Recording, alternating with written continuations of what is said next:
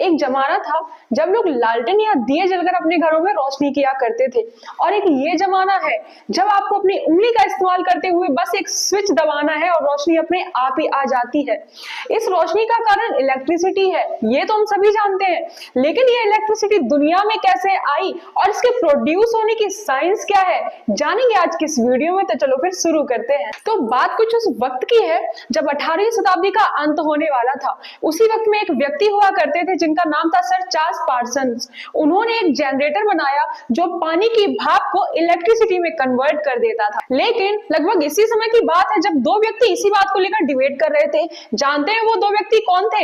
Edison, जिन्होंने DC यानी direct current को इजाद किया, और निकोला टेस्ला, जिन्होंने एसी यानी कि अल्टरनेटिंग करंट को इन्वेंट किया था। अब आपके दिमाग में ये सवाल आ रहा होगा कि आखिर डिबेट का कारण क्या था? कारण ये था दोस्तों कि जब डीसी करंट को लंबी दूरी पर भेजा जाता था तो आधे से ज्यादा इलेक्ट्रिसिटी रास्ते में ही कंज्यूम हो जाती थी, जबकि एसी के साथ में ऐसा नहीं था।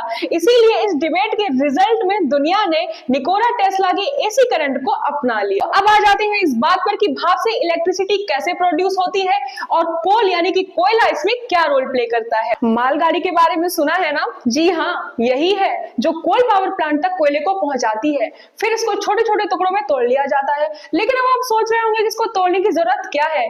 दो रीजंस है दोस्तों। एक कि इसका सरफेस एरिया बढ़ जाए, दूसरा कि ये आसानी से जल पाए। तोड़ देने के बाद में इसको एक ऐसी भट्टी में भेज दिया जाता है जिसका टेम्परेचर बहुत ही ज्यादा होता है। अब लेट मी शॉक यू कि कोयले से बिजली नहीं बनती। सोच रहे हो ना कि तो फिर कोयले का इलेक्ट्रिसिटी से क्या कनेक्शन है? वेट, मैं बताती हूँ ना। दरअसल पावर प्लांट में एक वाटर रिजर्वॉयर होता है जहां से पानी आता है।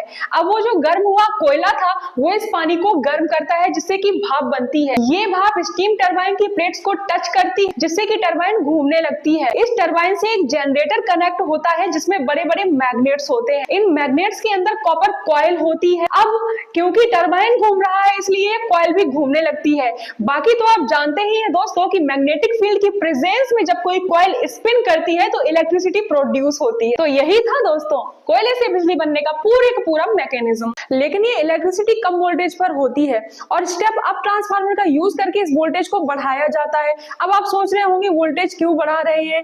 कारण सेम है दोस्तों कि जब इसको लंबी दूरी पर भेजा जाता है तो बिजली का जो लॉस होता है वो वोल्टेज बढ़ाने से कम होता है। इसके बाद सब स्टेशन में स्टेप डाउन ट्रांसफार्मर लगे होते हैं जो कि वोल्टेज को कम कर देते हैं।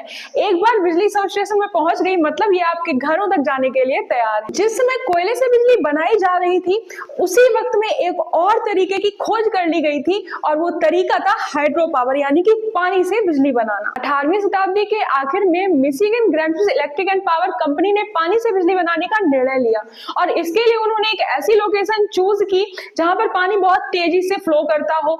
अब जाहिर सी बात है कि ऐसा पहाड़ों पर ही होता है। उन्होंने तेजी से बहते हुए पानी में डायरेक्टली टरबाइंस लगा दी थी। लेकिन दोस्तों स्विट्जरलैंड ने एक नया तरीका इजाद किया। वो पानी को स्टोर करने लगे और जब बिजली की जरूरत होती थी वो तभी इस पानी को रिलीज करते थे।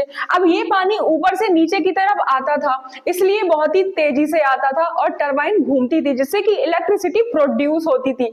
इसका एग्जाम्पल आप स्वदेश मूवी में बखूबी देख सकते हैं। अब आप पूरी साइंस समझ लीजिए कि आखिर पानी से बिजली बनती कैसे है। जैसा कि आप जानते हैं पानी को डैम में स्टोर किया जाता है जिसमें बड़े बड़े गेट लगे होते हैं और जब इन दरवाजों को खोला जाता है तो पानी तेजी से बहता है जिससे कि टरबाइन के ब्लेड जो है वो घूमने लगते हैं। और आगे दोस्तों वही प्रोसीजर है कि ये टरबाइन एक जनरेटर से कनेक्टेड होती है जिससे कि इलेक्ट्रिसिटी प्रोड्यूस होती है। फिर से वही दोस्तों स्टेप अप ट्रांसफार्मर का यूज करके वोल्टेज को बढ़ाया जाता है।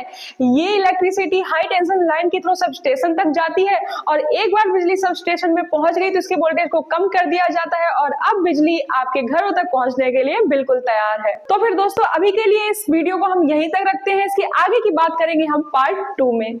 मिलते हैं। Thank you so very much.